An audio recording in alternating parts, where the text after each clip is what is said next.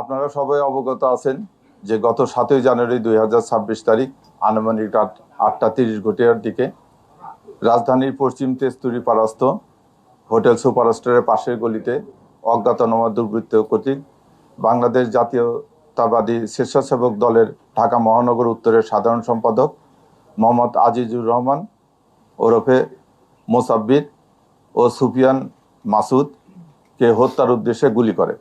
ঘটনার পরপরে আহত দুইজনকে চিকিৎসার জন্য নিকটস্থ বিআরবি হাসপাতালে নিয়ে গেলে কর্তব্যরত চিকিৎসক মোহাম্মদ আজিজুর রহমান এলাইস মোসাব্বিরকে মৃত ঘোষণা করেন এবং গুরুতর আহত সুফিয়ান ব্যাপারী এলাইস মাসুদকে উন্নত চিকিৎসার জন্য ঢাকা মেডিকেল কলেজে প্রেরণ করা হয়।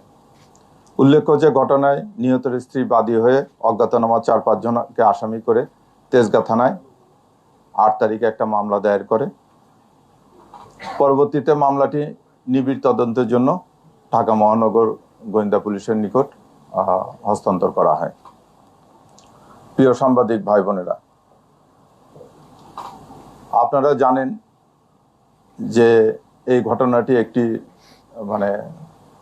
আলোড়ন সৃষ্টিকারী ঘটনা ছিল এবং ঘটনার অব্যাহতি পরে আমরা ছায়া তদন্ত করার জন্য ডিবির বেশ কয়েকটি টিম আসামিদের শনাক্ত করা, যেহেতু এটা অজ্ঞাতনামা আসামি ছিল, আসামিদেরকে ওইভাবে কেউ আইডেন্টিফাই করা যাচ্ছিল না, তা আসামিদেরকে শনাক্ত, গ্রেপ্তার এবং হত্যার মোটিভ উদ্দেশ্যে কাজ শুরু করে। এরই ধারাবাহিকতায় গোয়েন্দা পুলিশের কয়েকটি টিম ঘটনাস্থলে উপস্থিত হয়ে ঘটনাস্থলের আশেপাশে সিসি ফুটেজ ক্যামেরা সংগ্রহ করে, ঘটনাস্থলের আশেপাশে উপস্থিত ব্যক্তিদের প্রাথমিক জিজ্ঞাসাবাদ করে, সোশ্যাল মিডিয়া ও অন্যান্য ওপেন সোর্স হইতে তথ্যপ্রাপ্ত সংগ্রহ করে সেগুলো যাচাই বাছাই করা হয় এবং এই যাচাই বাছাইয়ের এক পর্যায়ে আসামিদের আমরা মোটামুটি শনাক্ত করতে সক্ষম হই এবং শনাক্তকৃত আসামিদেরকে গ্রেপ্তারের উদ্দেশ্যে বাংলাদেশের বিভিন্ন জায়গায়, যথা ঢাকা, মানিকগঞ্জ, গাজীপুর, ময়মনসিংহ, নেত্রকোনা, ভৈরব, তারপরে কিশোরগঞ্জ সহ অন্যান্য এলাকায় ব্যাপক অভিযান পরিচালনা করা হয়। এই অভিযান পরিচালনা করে এই হত্যার সাথে সংশ্লিষ্ট 2 জন শুটারের একজন জিনাত পিতা আব্দুর রশিদ, তাকে গ্রেপ্তার করা হয়।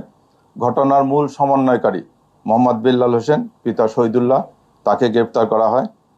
পাশাপাশি শহীদুল্লাহর ভাই আব্দুল কাদির, যে ঘটনার পরবর্তীতে আসামিদেরকে পলায়নে সহায়তা করা, আসামিদের মোবাইল পরিবর্তন করা সহ অন্যান্য কাজে সহযোগিতা করে, তাকে গ্রেপ্তার করা হয়। এবং ঘটনার আগে এই ঘটনা যে সংগঠিত করবে এ ব্যাপারে অপরাধীরা একটা রেকি করেছিল। এই রেকিতে সহায়তা করার জন্য মোহাম্মদ রিয়াজ নামে একজনকে আমরা গ্রেপ্তার করি। এবং এই গ্রেপ্তারকৃত ব্যক্তিদের কাছ থেকে একটা নাম্বার প্লেটবিহীন মোটরসাইকেল উদ্ধার করা হয়, যে মোটরসাইকেলটি হত্যাকাণ্ডে ব্যবহৃত হয়েছে। এছাড়া তাদের নিকট থেকে 6,000 নগদ টাকা উদ্ধার করা হয়।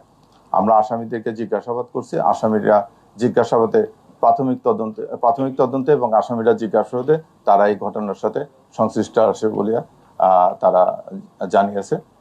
আমরা এখন তাদেরকে নিয়ে আসছি, আমরা টোটাল ঘটনাটা তদন্ত করতেছি।